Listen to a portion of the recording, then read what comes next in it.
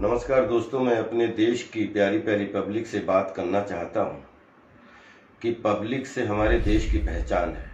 पूरे विश्व में अगर भारत की सबसे प्लस पॉइंट में पहचान है तो सबसे अधिक जनसंख्या वाला देश है। और हमारी जनसंख्या को क्या होता चला जा रहा है। आप 100-200 लोग इकट्ठे होकर किसी बूढ़े आदमी पे इतने गिद्धों की तरह टूट पड़ते हैं, ऐसे लाठी डंडों से पीट पीट के किसी की जान ले सकते हैं। आपके अंदर जान की कोई कीमत नहीं है, मत करिए ऐसा। खून से भी बड़ा रिश्ता होता है विश्वास का रिश्ता। और जिस दिन पब्लिक के बीच में आपस में विश्वास टूट जाएगा उस दिन हम लोगों को जीने में भी डर लगेगा। तो प्लीज आप भी जिए और दूसरों को भी जीने दें। आप 1% लोग नहीं हो जो पूरे भारतवर्ष को पूरी दुनिया के सामने झुका के शर्मसार कर देते हो। मत करो ऐसा।